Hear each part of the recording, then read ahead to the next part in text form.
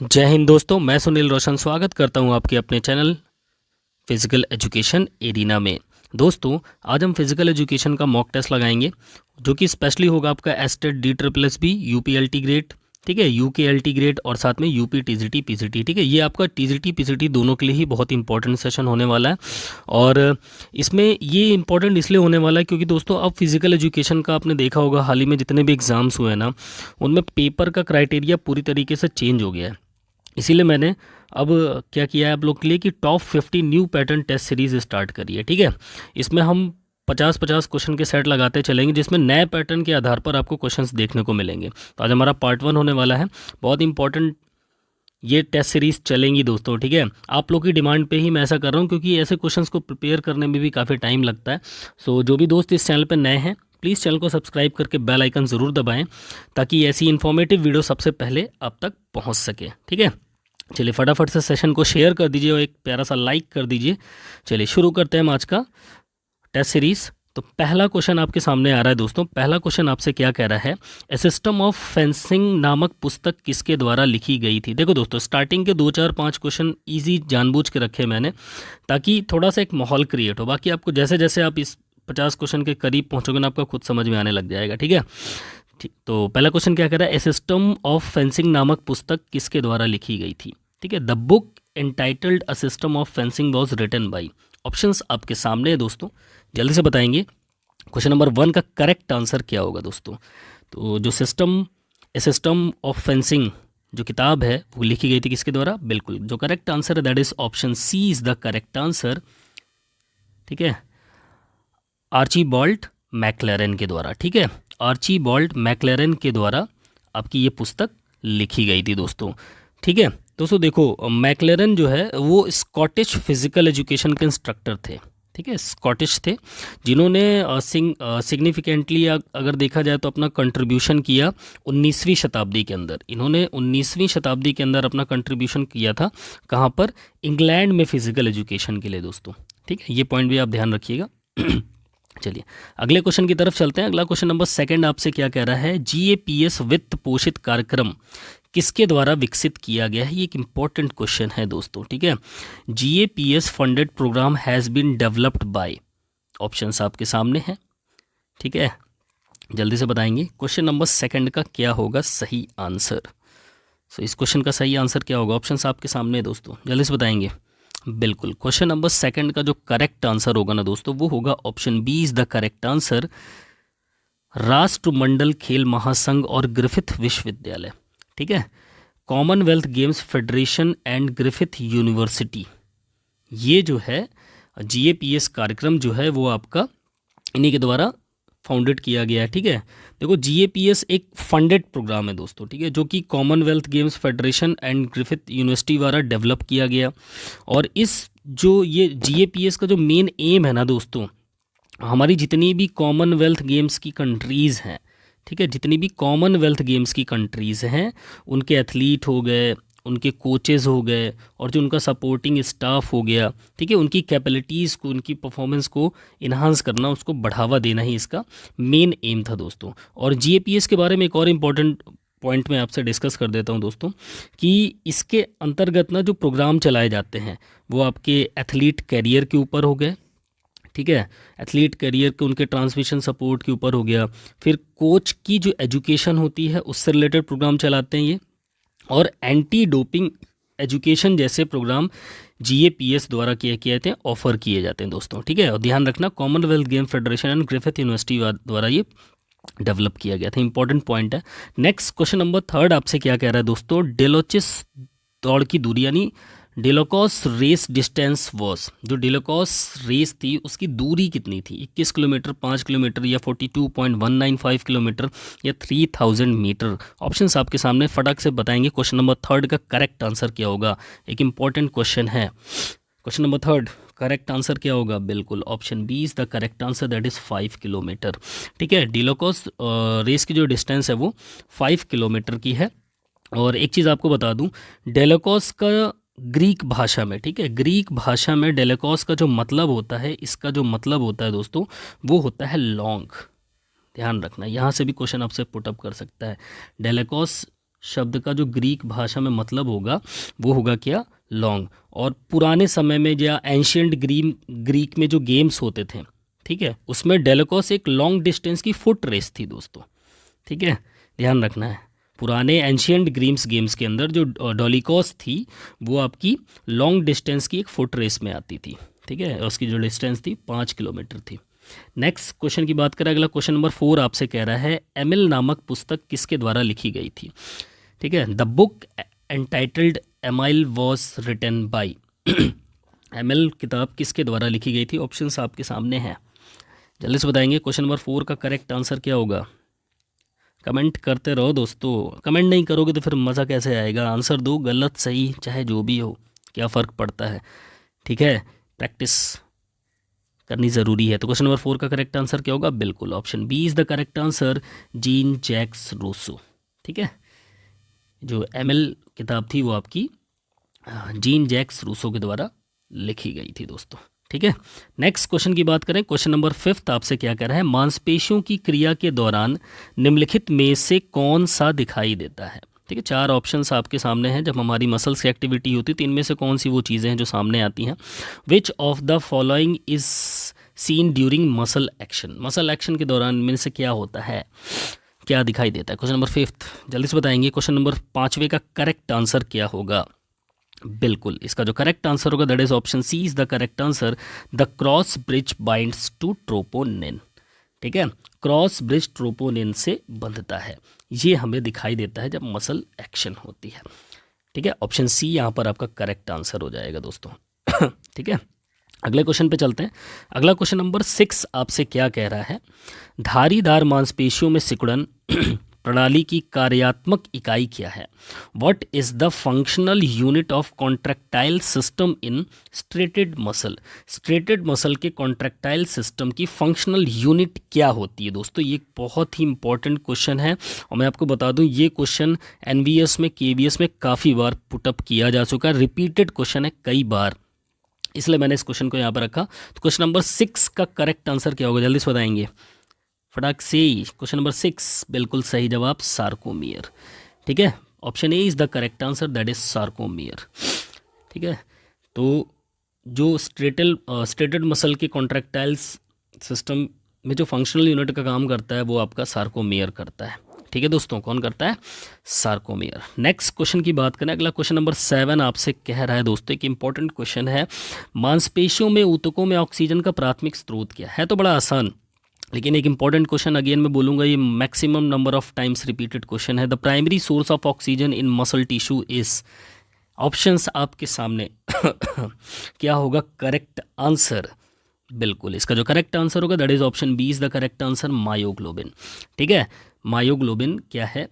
मांसपेशियों के ऊतकों में ऑक्सीजन का एक प्राथमिक स्रोत होता है, ठीक है दोस्तों। देखो मायोग्लोबिन एक प्रकार का प्रोटीन होता है जो कि आपके मसल टिश्यू में पाया जाता है, ठीक है, और ये ऑक्सीजन के मॉलिक्यूल को बाइंड करने का काम करता है। पहली चीज़ ध्यान रखना, जो आपका मायोग्लोबिन है वो क्या काम करता है?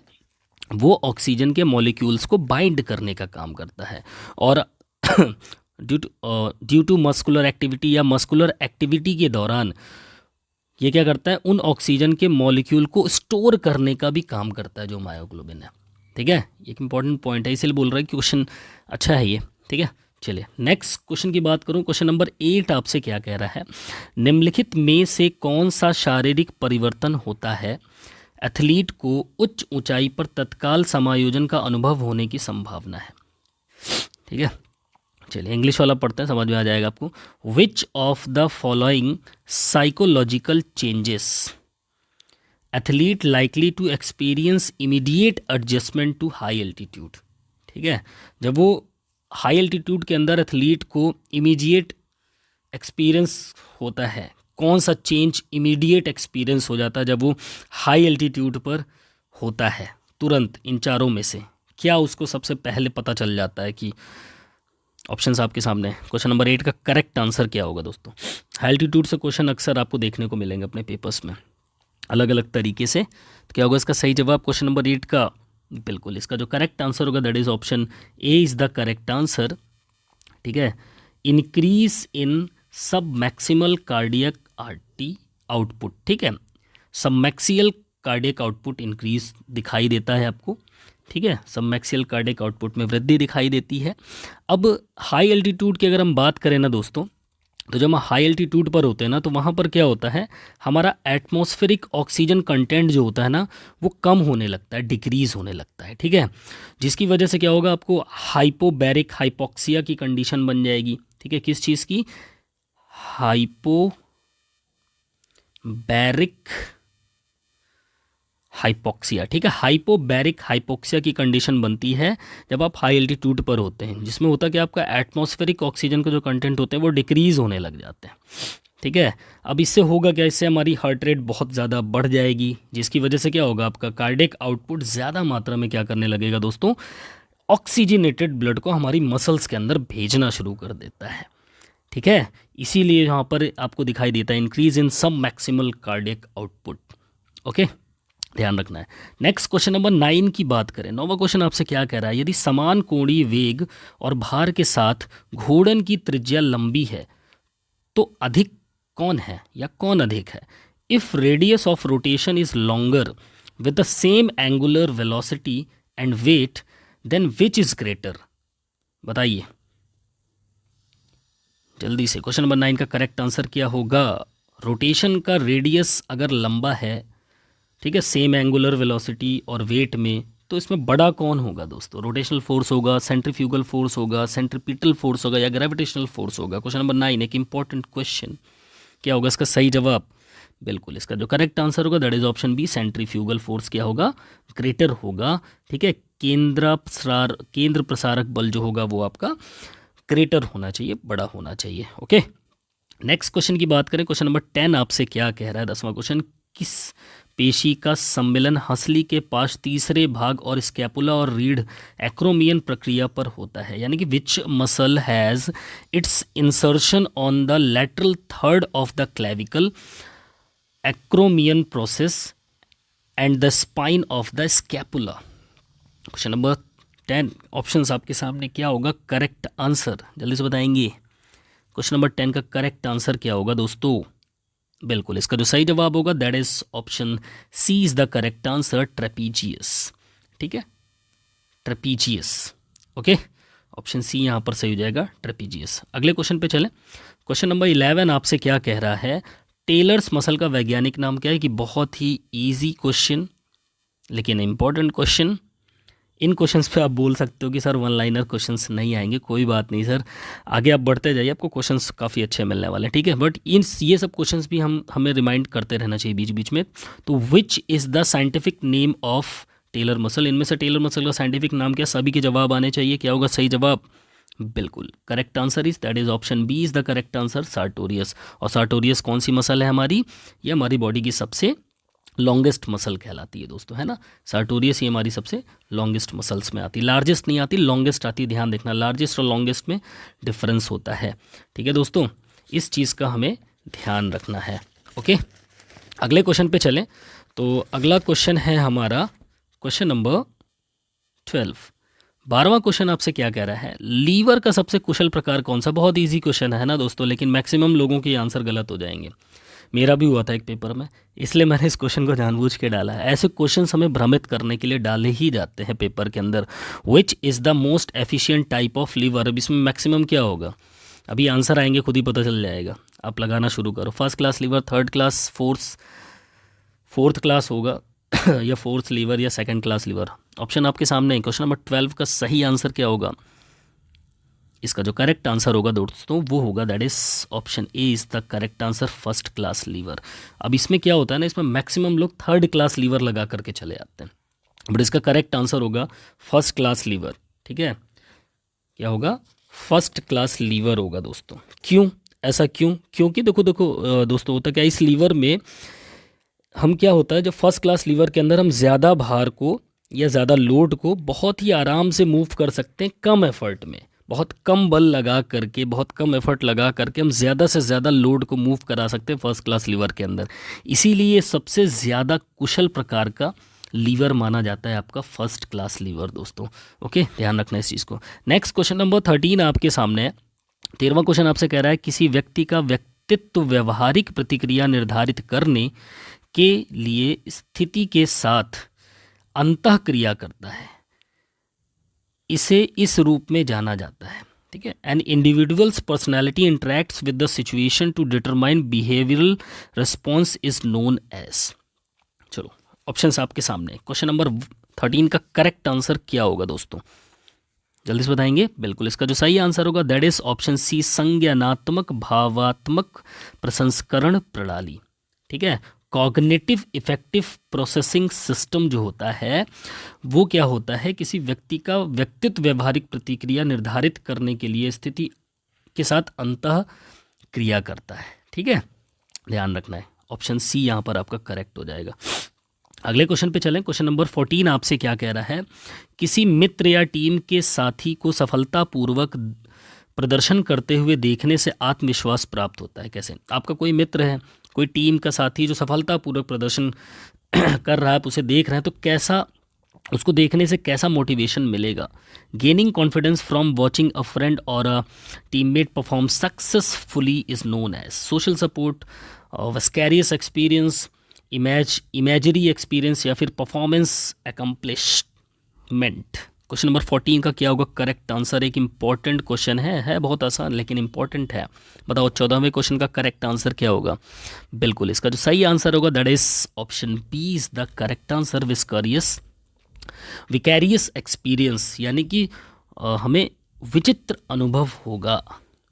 अब कैसे होगा विचित्र अनुभव? ठीक है, देखो होता क्या है कि ये सेल्फ एफिशिएंसी होती है इसके अंदर। ठीक है, ये एक सेल्फ एफिशिएंसी का एक बोला जाए तो एक फैक्टर कह सकते हो आप इसको। ठीक है, इसमें क्या होता है, ये इकलौता सोर्स है आपका विकैरियस एक्सपीरियंस। देखा जाए ना, ये एक लौता सोर्स है सेल्फ एफिशिएंसी का, जिसमें एक इसको बताया किसने दोस्तों, एक साइकोलॉजिस्ट हैं एल्बर्ट बैंड्यूरा ने इसको प्रपोज किया था। जो विकैरियस एक्सपीरियंस है इसको एल्बर्ट बैंड्यूरा ने प्रपोज किया था। ठीक है, इसीलिए इसमें विचित्र अनुभव होता है। ओके, उनके द्वारा है ये। चलिए अगले क्वेश्चन पे चलें। क्वेश्चन नंबर 14 आपके सामने है, सॉरी 15। 15वां क्वेश्चन आपसे क्या कर रहा है, कोई भी क्रिया, वाक्यांश या उत्तेजना जो आपको ध्यान केंद्रित करने की आवश्यकता की याद दिलाती है उसे क्या कहा जाता है? Any action, phrase or stimulus that reminds you of the need to focus is known as. बताएंगे क्या होगा सही आंसर? क्वेश्चन नंबर 15 का करेक्ट आंसर क्या होगा? बिल्कुल, इसका जो सही आंसर होगा that is option no, C is the correct answer, triggers.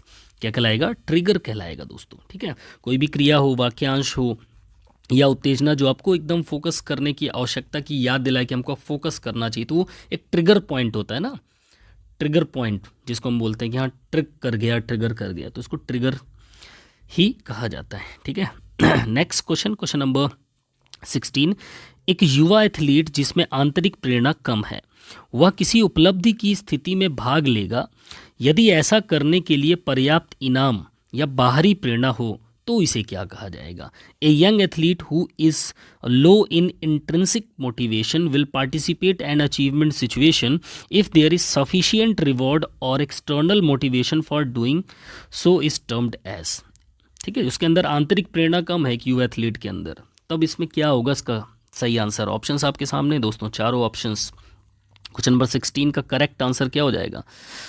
बिल्कुल, इसका जो करेक्ट आंसर होगा that is option C, adaptive principle के अंतर्गत ही आएगा दोस्तों। ठीक है, योगात्मक सिद्धांत के अंतर्गत ही आएगा, ऑप्शन सी आपका करेक्ट आंसर हो जाएगा। ओके, नेक्स्ट क्वेश्चन की तरफ चलें तो अगला क्वेश्चन नंबर 17 आपसे क्या कर रहा है, भारत का पहला राष्ट्रीय खेल विश्वविद्यालय कब स्थापित किया गया था? एक मोस्ट इंपॉर्टेंट क्वेश्चन है दोस्तों।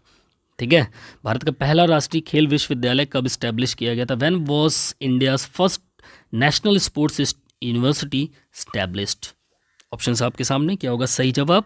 बिल्कुल, इसका जो करेक्ट आंसर होगा that is option C is the correct answer, 2018। 2018 के अंदर मणिपुर के अंदर दोस्तों, ठीक है, मणिपुर के अंदर ये यूनिवर्सिटी स्थापित की गई थी। ठीक है, द नेशनल स्पोर्ट्स यूनिवर्सिटी के नाम से है ये, मणिपुर के अंदर, ध्यान रखना है इसको। ठीक है, कहाँ पर? मणिपुर में। ठीक है, मणिपुर में द नेशनल स्पोर्ट्स यूनिवर्सिटी के नाम से 2018 में इसका स्टैब्लिशमेंट किया गया। अगले क्वेश्चन पे चलें। नेक्स्ट क्वेश्चन नंबर 18 आपसे कह रहा है निम्नलिखित में से कौन सा शारीरिक शिक्षा में मूल्यांकन का उद्देश्य नहीं है। ठीक है, which one of the following is not a purpose of evaluation in physical education. Physical education के अंदर इवेल्युएशन का पर्पस नहीं है, इनमें से कौन। चारों ऑप्शन आपके सामने, जल्दी से पढ़ेंगे। क्वेश्चन नंबर 18, चलिए बताइए क्वेश्चन नंबर 18 का करेक्ट आंसर क्या होना चाहिए, क्या होगा इसका सही जवाब।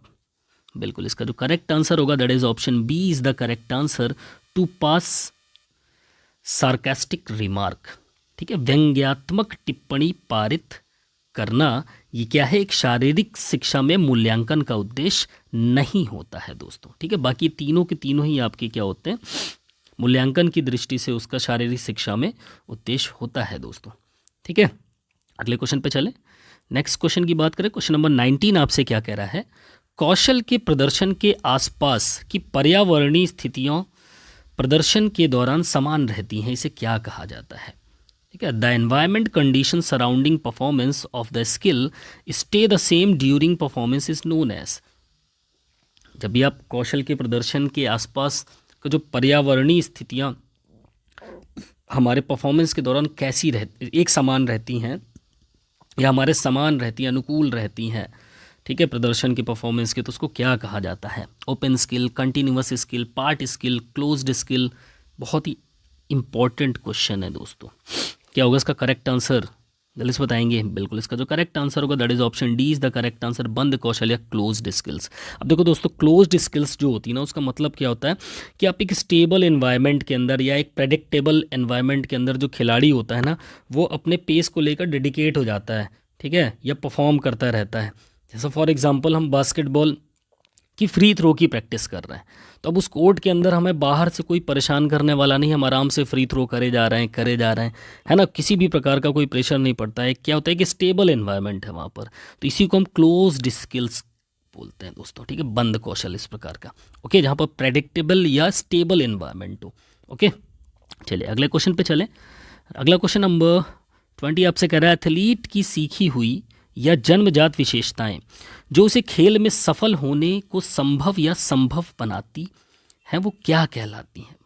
ठीक है, यानी कि एक एथलीट है, उसने उसकी कुछ जन्मजात विशेषताएं हैं, ठीक है, जो उसे खेल में सफल होने के लिए कैसे संभव बनाती है। तो ये learned or innate characteristics of the athlete that makes it possible or even likely that he or she will succeed in sports known as. इसको क्या बोलेंगे दोस्तों, ऑप्शंस आपके सामने। क्वेश्चन नंबर 20 करेक्ट आंसर क्या होना चाहिए। बिल्कुल इसका जो करेक्ट आंसर होगा दैट इज साइकोलॉजिकल स्किल। ये क्या कहलाएगी, आपकी मनोवैज्ञानिक कौशल के अंतर्गत आएंगे। ओके, क्वेश्चन नंबर 20 का जो करेक्ट आंसर होगा that is option C is the correct answer. अगले क्वेश्चन पे चलें। नेक्स्ट क्वेश्चन आपसे कह रहा है, राइबोफ्लेविन की कमी से जुड़ा सबसे आम घाव है। बहुत ही इंपॉर्टेंट क्वेश्चन है दोस्तों ये। ठीक है, the most common lesson associated with riboflavin deficiency is. ठीक है, राइबोफ्लेविन की कमी से जुड़ा हुआ इनमें से कौन सा वो पार्ट होगा दोस्तों, या डेफिशिएंसी का नाम, ये चारों आपके डेफिशिएंसी के नाम दिए हुए हैं। ठीक है, इनमें से राइबोफ्लेविन की कमी से कौन सी डेफिशिएंसी होती है, चलिए बताइए। क्वेश्चन नंबर 21 का करेक्ट आंसर क्या हो जाएगा, क्या होगा करेक्ट आंसर। बिल्कुल इसका जो करेक्ट आंसर होगा that is option B, angular somatitis. ठीक है, कोणीय स्टोमैटिटिस या स्टोमैटिटिस। ठीक है, एंगुलर स्टोमैटिटिस।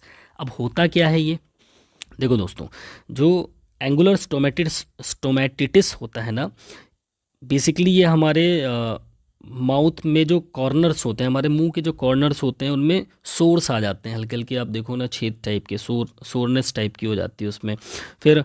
और हमारे लिप्स यानी जो हमारे होंठ होते हैं उन पे क्रैक्स आपको देखने को मिल जाएंगे। ठीक है, और राइबोफ्लेविन जो होता है वो मेनली हमारी सेल की ग्रोथ पे काम करता है। ठीक है, हमारी सेल की ग्रोथ पे काम करता है, इसलिए ये हमारे लिए बहुत ही ज़्यादा इम्पॉर्टेंट होता है। और इसकी डेफिशिएंसी जो होती है वो आपकी एंगुलर स्टोमैटिटिस कहलाती है, जिसमें आपके माउथ के कॉर्नर्स में सोर्स हो जाएंगे और साथ ही आपके लिप्स फटने लग जाएंगे। ठीक है, क्रैक्स दिखाई देने लग जाएंगे। ओके, चलिए अगले क्वेश्चन पे चलें। क्वेश्चन नंबर 22 आपसे क्या कहता है, मानव इम्यूनोग्लोब्यूलिन प्रणाली कितने प्रमुख वर्गों से बनी है? एक मोस्ट इंपॉर्टेंट क्वेश्चन है दोस्तों, ठीक है। The human immunoglobulin system is composed of how many major classes? ठीक है, ह्यूमन ग्लोब्यूलिन सिस्टम की कितनी मेजर क्लासेस हैं? ऑप्शंस आपके सामने 2, 3, 5, 4। क्या होगा सही जवाब? सभी बताएंगे जल्दी से। क्या होगा करेक्ट आंसर? बिल्कुल इसका जो करेक्ट आंसर होगा that is option C is the correct answer, 5। इसके 5 मेजर क्लासेस होते हैं दोस्तों। अब इनकी जो मेजर क्लासेस होती है ना, उनकी डिनोट जो होती है वो आपकी ऐसे होती है, तो IG ऐसा लिखा जाएगा, ठीक है। फिर IgG हो गया, एक आपका IgM हो गया, है ना, ऐसे करके आपका IgA हो जाएगा, IgD हो जाएगा और 5वां आपका IgE हो जाएगा। ये 5 सोर्सेस, 5 मेजर क्लासेस होती हैं आपकी ह्यूमन इम्यूनोग्लोब्यूलिन सिस्टम की। और ये जो हमारा ह्यूमन इम्यूनोग्लोब्यूलिन सिस्टम होता है ना दोस्तों, बहुत इंपॉर्टेंट होता है हमारी बॉडी के लिए। और इन 5 का अपना अलग अलग स्पेसिफिक रोल है दोस्तों, अलग अलग तरीके से। मेनली ये हमारी बॉडी को ना पैथोजेंस और टॉक्सिन्स के प्रभावों से प्रोटेक्ट करने का काम करते हैं, ठीक है। किसके? पैथोजेंस और जो टॉक्सिन्स के इफेक्ट्स होते हैं उनके अगेंस्ट ये हमें प्रोटेक्ट करता है दोस्तों, ये 5 के 5 अलग अलग तरीके से, ठीक है। चलिए, तो क्या होगा सही जवाब? 5 मेजर क्लासेस होते हैं आपके ह्यूमन इम्यूनोग्लोबुलिन सिस्टम के अंदर। अगला क्वेश्चन नंबर 23 आपसे क्या कह रहा है दोस्तों? विटामिन B6 के रूप में भी जाना जाता है, ठीक है। विटामिन B6 को हम और किस रूप में जानते हैं? Vitamin B6 is also known as, बहुत ही ईजी बट एक इंपॉर्टेंट क्वेश्चन। क्या होगा करेक्ट आंसर क्वेश्चन नंबर 23 का? क्या होगा सही जवाब? विटामिन B6 को हम और किस रूप में जानते हैं? बिल्कुल सही जवाब, पैरिडॉक्सिन नाम से भी हम इसको जानते हैं, पायरिडॉक्सिन, ठीक है। ऑप्शन ए यहाँ पर आपका करेक्ट हो जाएगा, pyridoxine, question number 23। Next question number 24 आपसे क्या कह रहा है? सिंक्रोनाइज करने की क्षमताएं कि सभी मांसपेशियां किसी क्रिया में शामिल गतिज श्रृंखला ज्ञात है, यानी कि an ability to synchronise all muscles of kinetic chain involved in an action is known as. क्या होगा करेक्ट आंसर?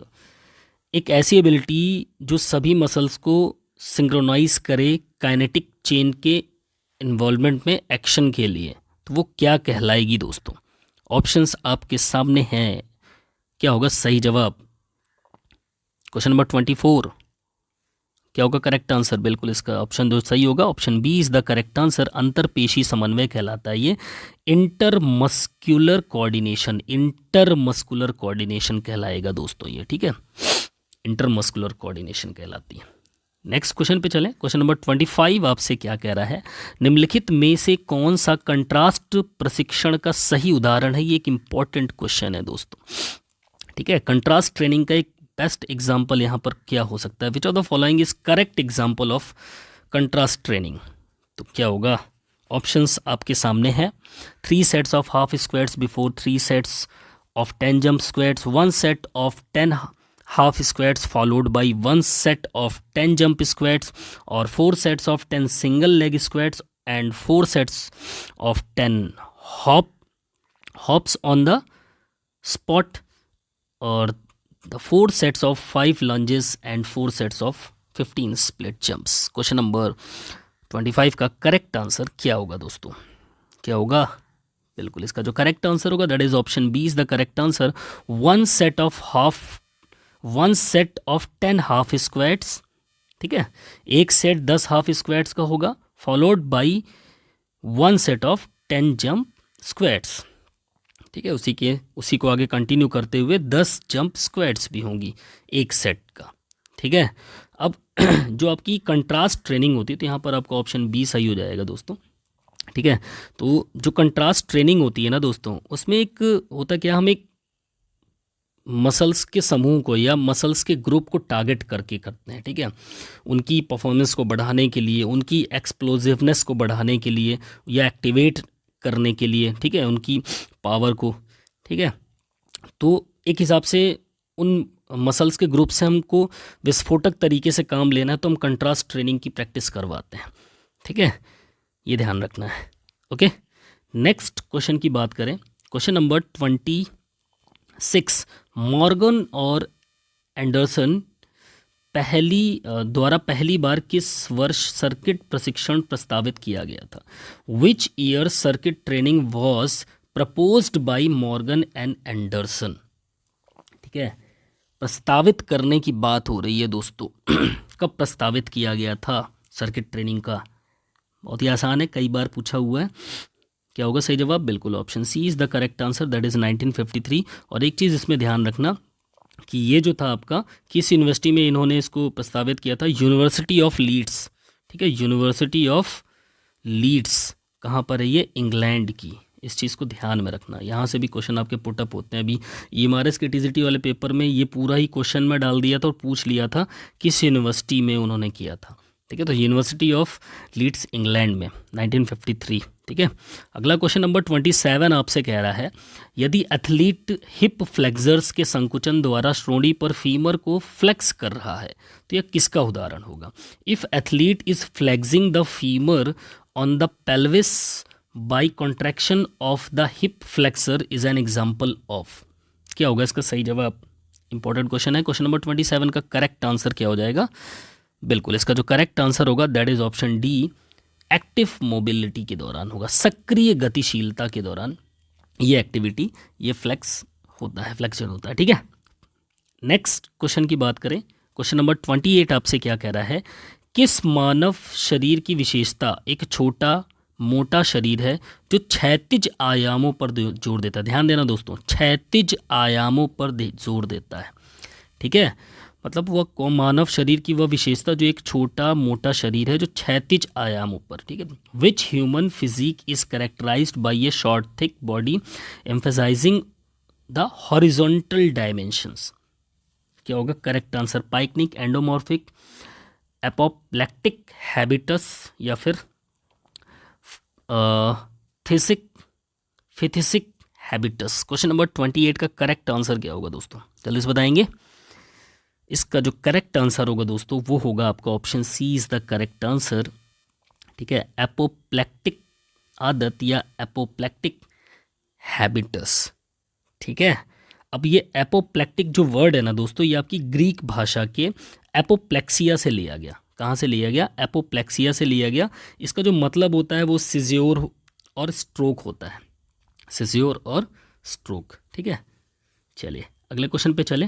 क्वेश्चन नंबर 29 आपसे क्या कह रहा है, भारतीय खेल प्राधिकरण यानी कि स्पोर्ट्स अथॉरिटी ऑफ इंडिया प्रतिभा पहचान प्रोटोकॉल में कौन सा खेल शामिल नहीं है?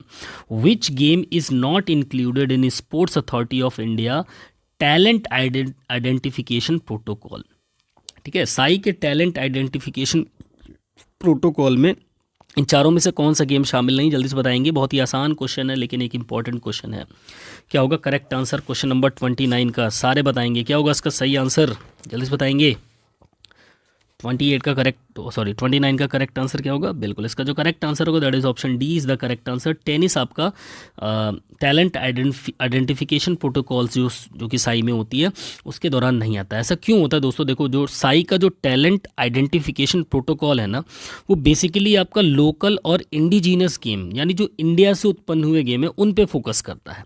और टेनिस क्या है? टेनिस एक इंटरनेशनली रिकॉग्नाइज्ड स्पोर्ट्स है, इसलिए टेनिस यहाँ पर इसके अंदर नहीं आता है दोस्तों। ठीक है, अगले क्वेश्चन पे चले। क्वेश्चन नंबर 30 आपसे क्या कह रहा है, पुरुषों के शारीरिक घनत्व के लिए Jackson Pollock 3 side skin fold formula 1985 में कौन सा स्किन फोल्ड साइड शामिल नहीं है? मोस्ट इंपॉर्टेंट क्वेश्चन है दोस्तों। ठीक है, यानी कि जो Jackson Pollock 3 side skin fold का फॉर्मूला था, बॉडी में कहाँ कहाँ से जो सैंपल लिए जाते हैं तो इसमें से कहाँ से सैंपल नहीं लिया जाना चाहिए? 3 वो कौन से हैं जो शामिल हैं वो इसमें दे रखे हैं, एक जो शामिल नहीं वो भी दे रखा है, वो हमें बताना है। बताओ कौन सा होगा? Which skin fold site is not included Jackson Pollock 3 side skin fold formula 1985 for body density for man? बताइए क्या होगा सही जवाब? ऑप्शन क्वेश्चन नंबर 30 का करेक्ट आंसर क्या होगा? बिल्कुल सही जवाब। इसका जो करेक्ट आंसर होगा तीसरे क्वेश्चन का दैट इज चेस्ट। ठीक है, option C is the correct answer. एक सेकेंड, चेस्ट नहीं होगा, चेस्ट से तो लिया ही जाता है भाई मेरे। इसका जो करेक्ट आंसर होगा दोस्तों ऑप्शन सी बोला ना मैंने। ओके हाँ ठीक है, यहाँ पर एक्चुअली ऑप्शन थोड़ा सा ऊपर नीचे हो गया। जो नहीं होता है वो आपका होता है सुपर इलियक। सुप्राइलियक, ठीक है, सुप्राइलियक जो सुप्राइलियक होता है वहाँ से नहीं लिया जाता, बाकी आपके ट्राइसेप्स से भी सैंपल लिया जाता है, चेस्ट से भी लिया जाता है और सब स्कैपुलर पार्ट से भी लिया जाता है। तो यहाँ पर ऑप्शन सी आपका करेक्ट आंसर हो जाएगा दोस्तों, ठीक है। अगला क्वेश्चन नंबर 31 आपसे क्या कह रहा है, निम्नलिखित में से कौन सा इवेंट मैनेजमेंट में योजना का आयाम नहीं है। Which one of the following is not a dimension of planning in event management, ठीक है। इवेंट मैनेजमेंट योजना का इन चारों में से आयाम कौन सा नहीं है। इजी क्वेश्चन है, जल्दी से बताएंगे क्या होगा सही जवाब। क्वेश्चन नंबर 31 का क्या होगा सही जवाब, बिल्कुल option D is the correct answer. आपकी कोच एफिशिएंसी या कोच की दक्षता जो होती है वो आपकी इवेंट मैनेजमेंट में इसका कोई आयाम नहीं होता, बल्कि आपका मैनेजमेंट लेवल हो गया, स्कोप हो गया, टाइप ऑफ प्लान हो गया, बहुत इंपॉर्टेंट रखते हैं इवेंट मैनेजमेंट के अंदर, ठीक है। अगला क्वेश्चन नंबर 32, 32वां क्वेश्चन, बार बार उत्पन्न होने वाली स्थितियों से निपटने के लिए नीतियों, प्रक्रियाओं और नियमों को क्या कहा जाता है या कहा जाता है। The policies, procedures and rules for handling situations that arise repeatedly is known as. Question number 32 का करेक्ट आंसर क्या होगा दोस्तों। बार बार जो स्थितियां उत्पन्न हो रही है उनसे निपटने के लिए जो हम नीतियां, जो प्रक्रियाएं, जो नियम बनाते हैं या अपनाते हैं उसको हम क्या बोलते हैं। क्वेश्चन नंबर 32 का करेक्ट आंसर क्या हो जाएगा यहाँ पर, बिल्कुल इसका जो करेक्ट आंसर होगा that is option D is the 32, sorry ये नहीं, option B is the correct answer. स्थायी योजनाएं होगा आपका, ठीक है, स्टैंडिंग प्लान्स होने चाहिए इसके लिए। ऑप्शन बी यहाँ पर आपका सही हो जाएगा। नेक्स्ट क्वेश्चन की बात करें, क्वेश्चन नंबर 33, नेताओं को अपने कर्मचारियों पर विश्वास और निर्भरता का रवैया इसका उदाहरण है। Leaders were have an attitude of trust and relevance on their employees is an example of passive management, authoritative management, laces fair management और सर्वेंट मैनेजमेंट। क्वेश्चन नंबर 33 का करेक्ट आंसर क्या होगा दोस्तों, बिल्कुल इसका जो करेक्ट आंसर होगा that is अहस्तक्षेप प्रबंधन, ठीक है। यहाँ पर हस्तक्षेप ना हो रहा उस मैनेजमेंट में, यानी लेसेस फेयर मैनेजमेंट कहलाएगा दोस्तों, ठीक है। ऑप्शन सी यहाँ पर आपका करेक्ट हो जाएगा। नाउ क्वेश्चन नंबर 34, 34वां क्वेश्चन आपसे क्या कह रहा है, निम्नलिखित में से कौन सा खेल सुविधा प्रबंधक की प्राथमिक चिंता है, ठीक है। Which one of the following is the primary concerns of the sports facilities manage, बताइए प्राथमिक चिंता क्या होगी सुविधा प्रबंधक के लिए, खेल सुविधा प्रबंधक के लिए। भीड़ इकट्ठा करना, एथलीट का प्रदर्शन, सुविधा का उपयोग करने वाले व्यक्तियों की सुरक्षा या घटनाओं का परिणाम। एक आसान सा क्वेश्चन है आपके सामने। क्वेश्चन नंबर 34 का करेक्ट आंसर क्या होगा, बिल्कुल option C is the correct answer. सुविधा का उपयोग करने वाले व्यक्तियों की सुरक्षा ही उसकी प्राथमिक चिंता होगी। Safety of individuals using the faculty, option C is the correct answer. अगला क्वेश्चन है आपके सामने, क्वेश्चन नंबर 35, 35वां क्वेश्चन आपसे कह रहा है, कौन सा व्यावसायिक कार्यक्रम वरिष्ठ माध्यमिक स्तर के लिए शारीरिक शिक्षकों को तैयार करने के लिए है। Which professional programme is meant for preparing physical education teachers for senior secondary level. Senior secondary level के लिए इनमें से कौन सा प्रोग्राम होता है, एमफिल होता है, एमपीएड होता है, बीपीएड होता है, फिर डीपीएड होता है। आसान क्वेश्चन है लेकिन इंपॉर्टेंट क्वेश्चन है। क्वेश्चन नंबर 35 का करेक्ट आंसर होगा क्या, एमफिल। एमफिल तो बंद हो चुका है प्रेजेंट टाइम पे दोस्तों, ठीक है, क्लोज हो चुका है एमफिल फिजिकल एजुकेशन के अंदर से। करेक्ट आंसर क्या होगा इसका, बिल्कुल इसका जो सही आंसर होगा that is option B is the correct answer, MPEd, ठीक है। ऑप्शन बी यहाँ पर सही होगा, ठीक है, क्योंकि आपका सीपीएड भी एक डिप्लोमा है छोटा सा, ये भी 10th क्लास के सराउंडिंग होता है, डीपीएड भी ऐसा ही है, ठीक है। अगला क्वेश्चन, क्वेश्चन नंबर 36, ठीक है। अब आपको समझ में आएंगे क्वेश्चंस, जो पिछले क्वेश्चंस थे देखो दोस्तों वो भी आपने देखो, अब सारे क्वेश्चंस टफ नहीं आते एक पेपर के अंदर। देखो पेपर हमेशा मॉडरेट लेवल पर होता है दोस्तों, ठीक है, इसीलिए मैंने प्रैक्टिस सेट ऐसा बनाया कि मॉडरेट लेवल में क्या होता है कि आप पेपर के लिए प्रिपेयर हो जाते हैं, धीरे धीरे लेवल्स को आप करते हैं, ठीक है। अब जो आने वाले क्वेश्चंस हैं ना आपके 15-16 क्वेश्चन जो आएंगे बहुत ही इंपॉर्टेंट है, इनको बहुत ही आराम से सॉल्व करते हुए चलना है। यहाँ से आपको क्लियर हो जाएगा कि हम लेटेस्ट पैटर्न पे चल रहे हैं, ठीक है। ऐसे क्वेश्चन आपको ज़्यादातर देखने को मिलेंगे, लगभग 50 से 60% क्वेश्चन सब पेपर में ऐसे ही पूछे जाते हैं इसी प्रकार से, ठीक है। चलिए क्वेश्चन नंबर 36 की तरफ चलते हैं। तो 36वां क्वेश्चन आपसे क्या कह रहा है, दर्शन शास्त्र की शाखाओं और उनके केंद्रित क्षेत्र के आधार पर निम्नलिखित में से कौन सा सही उत्तर नहीं है सॉरी सही उत्तर है या कौन सा उत्तर सही है। Which of the following answers are corrected based on the branches of philosophy and their focused area. Options आपके सामने है दोस्तों, ठीक है। Metaphysics, nature of reality, axiology, aims and value of society, फिर एस्थेटिक्स, नेचर ऑफ नॉलेज, फिर epistemology, nature of beauty and art, and ethics, responsibility and standards of conduct. क्या होगा? 36 का कूट आपके सामने दिए, इन कोड्स के अकॉर्डिंग आपको आंसर देना है। क्या होगा करेक्ट आंसर क्वेश्चन नंबर 36 का? तो इसका सही आंसर जो होगा दोस्तों वो होगा आपका option A is the correct answer, A, B and E only, ठीक है। यहाँ पर ऑप्शन ए आपका करेक्ट हो जाएगा, यानी कि आपका मेटाफिजिक्स, नेचर ऑफ रियलिटी सही होगा, ठीक है। फिर axiology, aims and value of society, और लास्ट वाला ethics, responsibility and standards of conduct, ठीक है। तत्व मीमांसा, वास्तविकता की प्रकृति, एक्सियोलॉजी, समाज का उद्देश्य और मूल्य, और नैतिक जिम्मेदारी और आचरण के मानक। ओके अगले क्वेश्चन पे चलते हैं। नेक्स्ट क्वेश्चन आपसे क्या कह रहा है? अगला क्वेश्चन आपसे कह रहा है दोस्तों, कन्फ्यूशियस के अनुसार शिक्षण प्रक्रिया में निम्नलिखित में से कौन सा तत्व शामिल है? According to Confucius which of the following elements involve in teaching process. Confucius के अनुसार इनमें से कौन सा एलिमेंट टीचिंग प्रोसेस के लिए इन्वॉल्व होता है? ऑप्शंस आपके सामने, अप्लाइंग, डेमोन्स्ट्रेटिंग, कमांडिंग, कन्फॉर्मिंग और फिर इंस्ट्रक्टिंग। तो क्या होगा क्वेश्चन नंबर 37 का सही आंसर? तो इसका जो करेक्ट आंसर होगा दोस्तों वो क्या होगा, जल्दी से बताएंगे?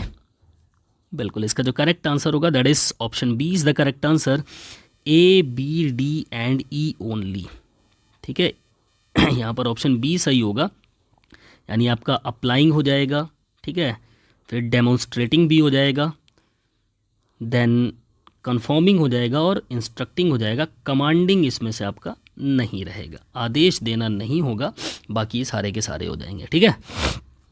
अगले क्वेश्चन पे चलते हैं। क्वेश्चन नंबर 38 आपसे कह रहा है, वे कौन से ईंधन स्रोत हैं जो सबस्ट्रेट की आपूर्ति करते हैं एटीपी के ऑक्सीकरण और गठन के लिए? यानी what are the fuel sources that supply substrate for oxidation and formation of ATP, ठीक है।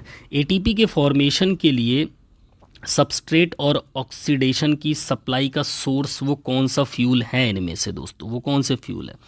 क्वेश्चन नंबर 38 करेक्ट आंसर क्या होगा? ऑप्शंस आपके सामने हैं, जल्दी से बताएंगे इन कोड्स में से कौन सा सही होगा। चलिए, मेहनत लगी क्वेश्चंस प्रिपेयर करने में, तो लाइक, कमेंट और शेयर करने में कंजूसी मत दिखाइएगा, ठीक है। जो भी दोस्त मेरे नए प्लीज़ चैनल को सब्सक्राइब कर देना, क्योंकि ऐसी ही प्रैक्टिस टेस्ट सीरीज़ कंटिन्यू आपके सामने आने वाली है, ठीक है, कंटिन्यू चलेगी दोस्तों, इसलिए चैनल पे बने रहें। क्या होगा 38 का करेक्ट आंसर? बिल्कुल, इसका जो करेक्ट आंसर होगा that is option C is the correct answer, A and C only, ठीक है, A and C only. Glycogen अणु मांसपेशियों के भीतर संग्रहित होते हैं और मुक्त फैटी एसिड, ठीक है। Option A and option C यहाँ पर करेक्ट हो जाएगा। अगले क्वेश्चन पे चले। क्वेश्चन नंबर 39 आपसे क्या कह रहा है, गर्मी के दौरान कौन सी शारीरिक अनुकूलन प्रतिक्रिया देखी जा सकती है?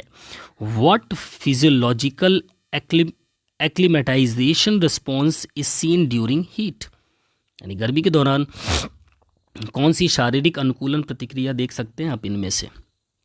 अब एक तो आंसर है नहीं, इसमें काफ़ी ढेर सारे आंसर्स हैं, ऐसे ही क्वेश्चन आपको देखने को मिलेंगे। चलिए बताइए क्वेश्चन नंबर 39 का करेक्ट आंसर क्या होना चाहिए यहाँ पर?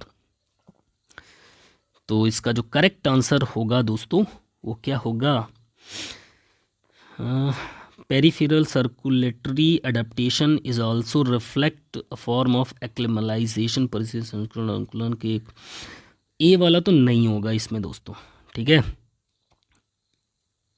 ए, हाँ ये ए वाला ऑप्शन आपका नहीं होगा इसमें। ओके, अब बताओ क्या होगा करेक्ट आंसर?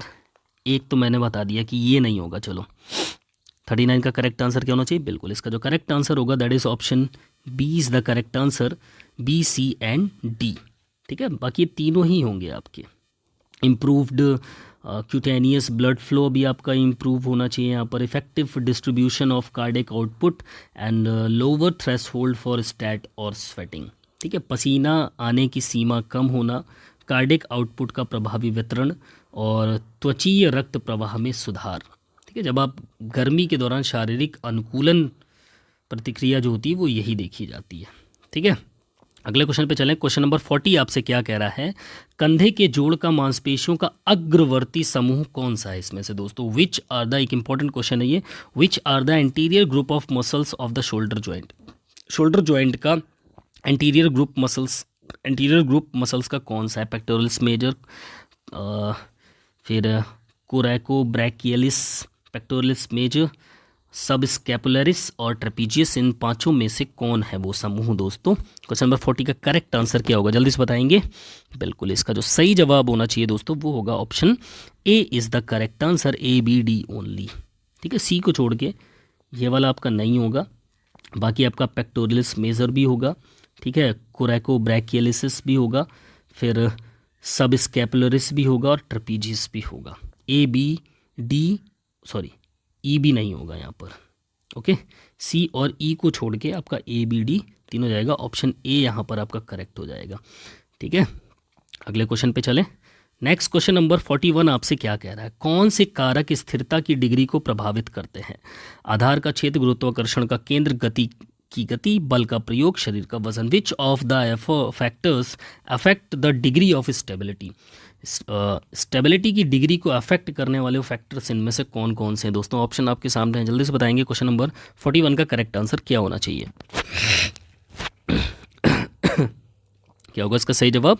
बिल्कुल, इसका जो करेक्ट आंसर होगा that is option B is the correct answer, A B E only. ठीक है, आधार का क्षेत्र, गुरुत्वाकर्षण का केंद्र और शरीर का वजन, ये तीनों ही आपके स्थिरता की डिग्री को प्रभावित करने वाले कारक हैं दोस्तों। ठीक है, यहाँ पर ऑप्शन बी आपका सही हो जाएगा, area of base, centre of gravity and weight of the body.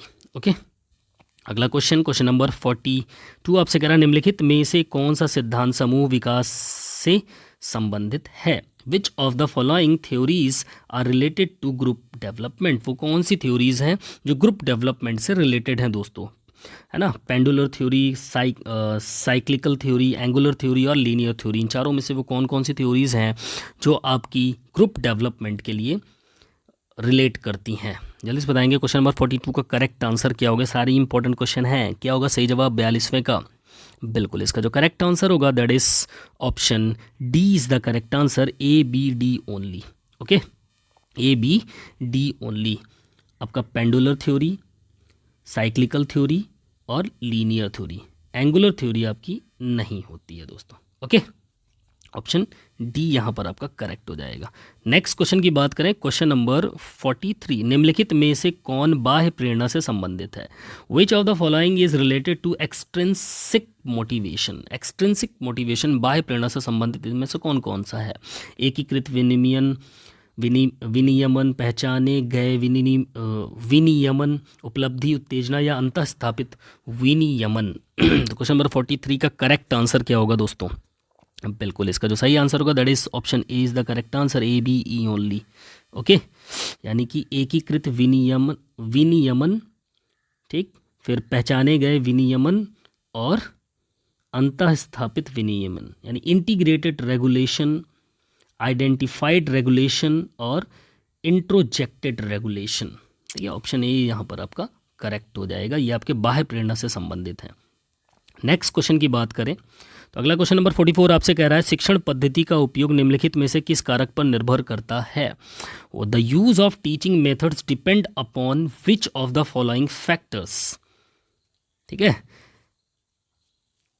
The use of teaching methods depend upon which of the following factors? शिक्षण पद्धति का उपयोग इनमें से किस कारक पर निर्भर करता है? विषय वस्तु, छात्रों की प्रकृति, लिंग, सुविधाओं की उपलब्धता, छात्रों की सामाजिक आर्थिक स्थिति। तो क्वेश्चन नंबर 44 का करेक्ट आंसर क्या होगा दोस्तों? क्या होगा इसका सही जवाब? देखो, छात्रों की सामाजिक आर्थिक स्थिति से तो इसका कोई मतलब ही नहीं है, बाकी सुविधाओं की उपलब्धता होनी चाहिए, लिंग भी, छात्रों की प्रकृति, विषय वस्तु, चारों इस ए बी सी डी। ठीक है, option B is the correct answer. Okay, last वाले को छोड़ के चारों ऑप्शन आपके यहाँ पर सही हो जाएंगे, ऑप्शन बी यहाँ पर करेक्ट होगा। नेक्स्ट क्वेश्चन पे चले, क्वेश्चन नंबर 45वां क्वेश्चन आपसे क्या कह रहा है, शारीरिक शिक्षा पाठ्यक्रम में निम्नलिखित में से कौन सी वस्तु नियंत्रण गतिविधियां हैं। ठीक है, which of the following are object control activities in the physical education curriculum. Physical education curriculum के अंतर ऑब्जेक्ट कंट्रोल एक्टिविटीज़ कौन कौन सी हैं जो ऑब्जेक्ट को कंट्रोल करती हैं। ठीक है, overhand throw, forehand strike, throw in, long jump और कैच। चलिए बताइए, किसी ऑब्जेक्ट को कंट्रोल करने के लिए इनमें से कौन सी स्किल्स का यूज़ होता है फिजिकल एजुकेशन करिकुलम के अंदर। बहुत इंपॉर्टेंट और बहुत ही अच्छा क्वेश्चन है दोस्तों। क्या होगा क्वेश्चन नंबर 45 का करेक्ट आंसर, जल्दी से बताएंगे। ऑप्शंस आपके सामने हैं। 45वें क्वेश्चन का करेक्ट आंसर क्या होगा, बिल्कुल option C is the correct answer. Option A, B, C and E only. ठीक है, overhand throw, forehand strike, okay, throw in और पकड़ो यानी कि कैच। ठीक है, लॉन्ग जंप के अंदर आप देखो, आप किसी ऑब्जेक्ट को कहाँ कंट्रोल करते हो, आप जस्ट जाते हो, कूद रहे हो ना सीधे, लेकिन कैच के अंदर आप बॉल को पकड़ रहे हो, थ्रो इन के अंदर भी आप फुटबॉल को फेंक रहे हो।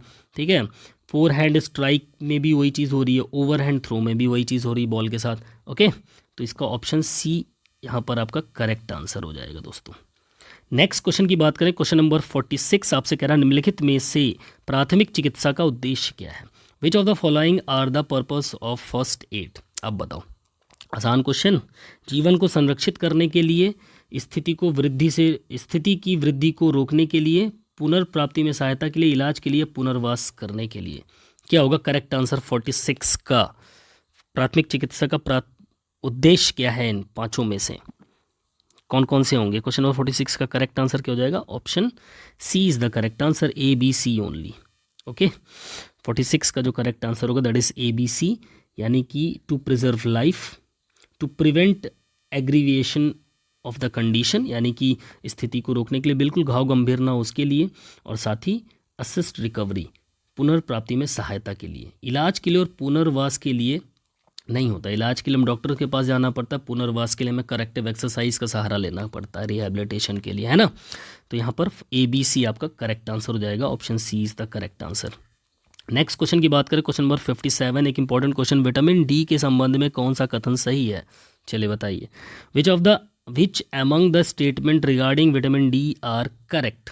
फॉस्फेट के सारणीबद्ध पुनर्अवशोषण को बढ़ावा देता है, हड्डी के पुनर्अवशोषण को बढ़ावा देता है, कोलेजन परिपक्वता को प्रभावित करता है, या फिर कमी से कैरोटोमलेशिया हो सकता है, शरीर में संग्रहित नहीं किया जा सकता, या कैल्शियम और फास्फोरस के आंतों के अवशेषण को बढ़ावा देता है। तो विटामिन डी के संबंध में इनमें से कौन सा सही है दोस्तों। क्वेश्चन नंबर 47 का करेक्ट आंसर क्या होना चाहिए, जल्दी से बताएंगे।